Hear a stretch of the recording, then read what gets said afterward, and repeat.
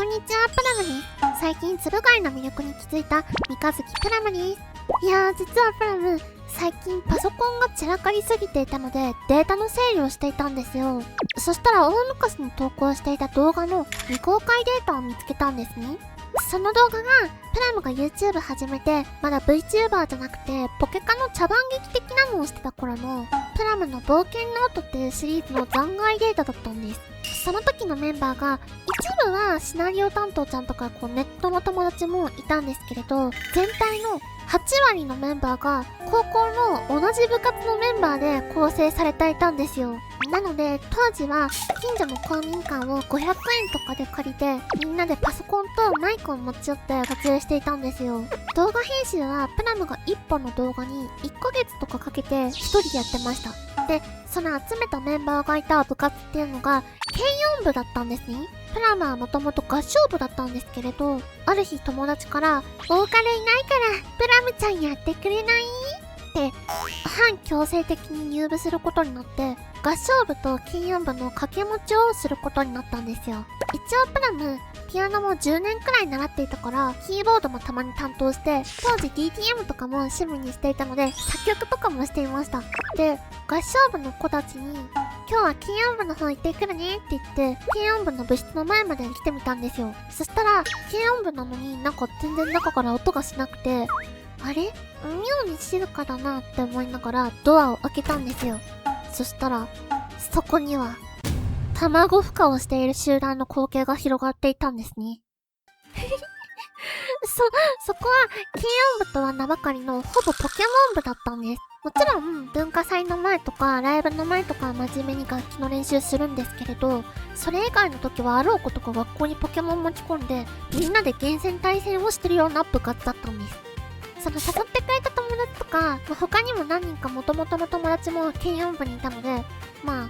当然、エリートポケモンオタクだったプラムは、それはもう一瞬で馴染んでいきましたね。チャンネル登録よろしくね。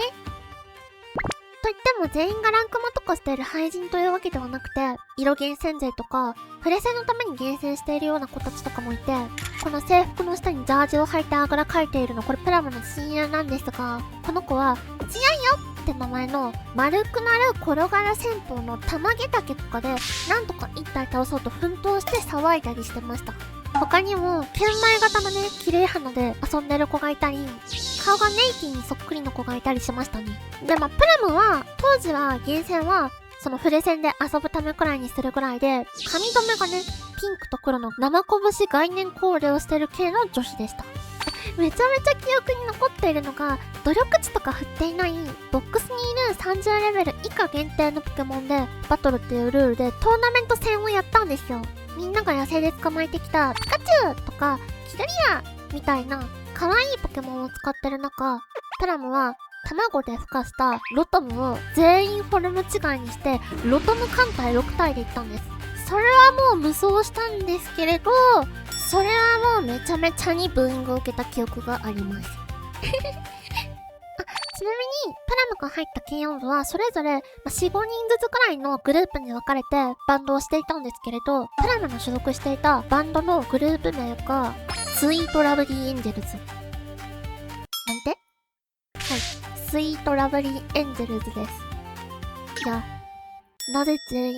ゴーサイン出したんだろう。さすがにちょっと少女趣味が過ぎないかという感じではありますが。いや、なんで全員ゴーサイン出したんだろう。で、もう一個所属していた掛け持ちしてた合唱部の子たちはと言いますと、みんなオタクじゃなくて清純で優しい。いやもう、スイートラブリーエンジェルズよりもよっぽど天使みたいな集まりだったんですよ。ペンネルちゃんからは音楽室は天国で、合唱部が天使で、顧問の先生は女神って評価をされてました。なので、合唱部からポケモン部にはしごした日とかは、治安のね、温度差で風邪ひくかと思ってました。で、なんでその子 YouTube を始めたのかと言いますと、ある日、プラムが YouTube でポケカの動画を見かけまして、なんかもうビビビビビビビビって衝撃が走れまして、その動画を見た翌日に、もうポケカのスターターセットを全種類買いに行ったんですね。で、そのスターターデッキをみんなに配って、もう友達一体に布教。で、同時期か、ちょっとその前ぐらいに、ネットの友達からも、VTuber やりたい。イラスト描いて動かしてって頼まれたから、一からライブ 2D とか 3D モデリングの勉強をしてたんですね。そしたらプラムがモデリングとか勉強してる間に、その子の中の VTuber ブームが去ってしまいまして、結局その子は活動しないことになったんです。で、せっかくモデリングとか動画編集とかも勉強したし、自分で始めるかって思って、スイートラブリーエンジェルズたちに声をかけて、不況に成功したポケカを題材に冒険ノート動画を作り始めたんです。ただ、当時は茶番形式の動画だったので、台本係がいたんですよ。その台本係が、さっきのシナリオ担当ちゃんがこの子でしたね。なので、自分は YouTube やらないけど、台本の係としては、まだ生き残ってくれてました。なので、裏話としては、当時のプラムや他の登場人物たちは、その子から見た、もしくは、声のイメージとかからもキャラ設定されていたんですよ。ちなみにその冒険ノートは今面言動画になってるのですが、理由が当時のメンバーが身内乗りで始めたのに思ったよりも伸びて恥ずかしいって言ったからですね。いや、さすがにそれはそう。誰も当時このチャンネルで10万人いくと思ってなかったですからね。本当にありがたいことにですね。というかまあ、プラムもさすがに当時の動画はちょっと恥ずかしくはありますしね。でも、そもそもの初投稿が結構投稿からそんなに経たずに2、3万ぐらい再生してもらってて、スタートダッシュがね、すごい良かったんですよ。で、多分その理由が活動開始直前に宣伝を兼ねて Twitter 始めたんですよ。当時は X じゃなくて Twitter でした。で、初ツイートから結構タイミングとかが良かったみたいで、たくさん見てもらえて、その流れで YouTube も見てもらえた感じでした。SNS もともとあんまり見るタイプじゃないので、写真を忘れず、もうちょっと更新できるように頑張ります。そんなプラムチャンネルをこれからもよろしくお願いします。ということで、せっかくなので世界でフェンネルさんにしか公開したことがない、当時プラムが作曲して打ち込んだオリジナル曲のうちの一つを最後にエンディングとしてお聴きください。おつぶらでした。